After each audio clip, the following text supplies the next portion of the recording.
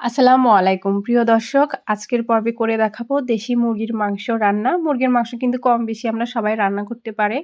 তো আজকে একটু নতুনভাবে দেখাচ্ছি। আশা করছি আজকের রেসিপিও ভালো লাগবে। তো এখানে মুরগির মাংস আমি কেটে ধুয়ে পরিষ্কার করে নিয়েছি। এখন এখানে ১ চামচের মতন হলুদের গুঁড়া, ১ চামচের মতো লবণের গুঁড়া আর ২ চামচ এখানে সরিষার তেল দিয়ে নিলাম। দিয়ে সবগুলো একসাথে মুরগির সাথে মেখে রাখবো। তো এই মাংসটা আমি ০.৫ ঘন্টার জন্য এভাবে মেখে একপাশে রেখে দিব। আর এটা একদম দেশি মুরগির মাংস। তো এটা এভাবে সাইডে আমি রেখে দিব। এখন এখানে আমি পরিমাণ মতো তেল দিয়েছি আর ১ চামচের মতন জিরা আর এখানে শুকনা কিছু মসলা দিয়েছি।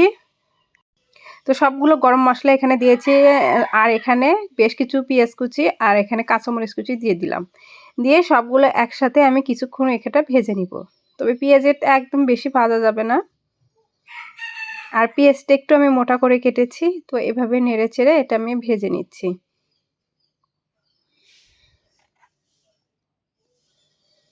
তো এগুলো মসলা থেকে কিন্তু অনেক সুন্দর একটা গন্ধ বের হচ্ছে। তো এখন এটা যে মাংসটা আমি মেখে রেখেছিলাম, এই মুরগির মাংসটা এখানে দিয়ে নিলাম। দিয়ে খুব ভালোভাবে এই তেলের সাথে মসলার সাথে মুরগিটা আমি মেখে নিচ্ছি। তো এভাবেই কিছুক্ষণ সময় ধরে এটা ভেজে নিতে হবে। তো পেঁয়াজটা একটু মোটা করে কেটে দিবেন, তাহলে মুরগিটা যেহেতু দেশি মুরগি একটু হতে সময় লাগবে, সেক্ষেত্রে কিন্তু এটা মুরগির সাথে খুব ভালোভাবে গলে যাবে। তো এখানে আমি ৫ মিনিটের মতো এভাবে নেড়েচেড়ে মুরগিটা আমি ভেজে নিয়েছি।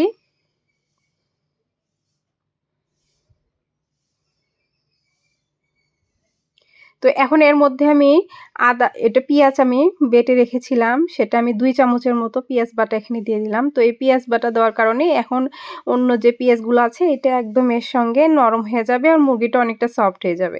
তো পেঁয়াজ বাটা দিয়ে আবার আমি এভাবে নেড়েচেড়ে দিব। আর আমি প্রত্যেকটা মসলা কিন্তু এভাবে ধাপে ধাপে দিব, সেজন্য পুরো ভিডিওটাই দেখতে হবে যে আমি কখন কোন মসলা ব্যবহার করছি। তো এখন আমি এর মধ্যে লাল মরিচের গুঁড়া সেটা আমি দিয়ে নিলাম ২ চামচের মতো। দিয়ে খুব ভালোভাবে আবার আমি মিশিয়ে নিচ্ছি। তো এখানে যদি মরিচের গুঁড়াটা আমি প্রথমেই দিয়ে নিতাম, তাহলে কিন্তু এখানে মসলাটা যে কালারটা আমি এই মুরগির রান্নাতে করতে যাচ্ছি সেটা কিন্তু হবে না। অবশ্যই এরকম সময়ে এসে এই মসলাগুলো একে একে দিতে হবে। তাহলে পারফেক্ট যে মুরগির কালারটা এটা আপনারা পেতে পারেন। তো এখন আমি লবণটা দিয়ে খুব ভালোভাবে এর সঙ্গে আমি মিশিয়ে নিচ্ছি। এখন আমি উঁচু করে প্রায় ২ চামচের মতো এখানে আদা রসুন বাটা আমি রেখেছি, সেটা আমি দিয়ে নিলাম। ১ চামচ ধনিয়ার গুঁড়া দিয়ে নিলাম। তো আদা রসুনের সাথে আমি জিরাটাও একদম বেটে দিয়েছি। তো জিরা বাটাটা দিলে কিন্তু খেতে অনেক মজা লাগে। তো খুব ভালো করে মসলাগুলো মুরগির সাথে মেখে নিয়েছি। আর দেখতেই পাচ্ছেন অনেক সুন্দর কিন্তু এখনই কালার চলে আসছে। তো এখানে আমি ১/২ কাপের একটু বেশি পানি দিয়ে নিলাম। এই পানির সাথে এই মসলাটাও কষা হয়ে যাবে আর মুরগিটাও অনেকটা সিদ্ধ হয়ে যাবে। তো এটা আমি কষানোর জন্য পানিটা দিয়ে নিলাম। তো এখন এই ঢাকনা দিয়ে ঢেকে আমি এই পানিটা শুকিয়ে যাওয়া পর্যন্ত রান্না করব। তো ঢাকনা খুলে কয়েকবার আমি এভাবে নেড়েচেড়ে দিয়েছি, তাছাড়া তলানিতে লেগে যাবে।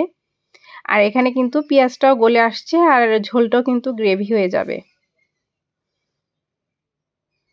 তো আমার এটা কিন্তু পানি যেটা ছিল মুরগির ভিতরে একদম কিন্তু শেষ হয়ে গেছে। একদম গ্রেভি ভাব এসেছে। তো এখন এর মধ্যে আমি ঝোলের পানি দিয়ে নিব। যেহেতু এটা দেশি মুরগির মাংস আমি একটু ঝোল রেখে দিব। তো আপনারা যদি একদম শুকনা বা ভুনা করতে চান সেক্ষেত্রে পানির পরিমাণ একটু কম করে দিতে হবে। তো আমি ঝোলের পানিটা দিয়ে নিলাম। আমি একটু ঝোল রেখে দেব। তো আশা করছি আজকের এই মুরগি রান্নার রেসিপি অনেক বেশি ভালো লেগেছে। তো ভালো লাগলে চ্যানেলটা অবশ্যই সাবস্ক্রাইব করবেন, লাইক, কমেন্ট অ্যান্ড শেয়ার করবেন। আমি একটু অন্যরকম করে মুরগিটা রান্না করে দেখিয়েছি। আশা করছি ভালো লেগেছে। তো সবশেষে ভাজা জিরার গুঁড়া দিয়ে আমি এটা নামিয়ে নিব। আল্লাহ।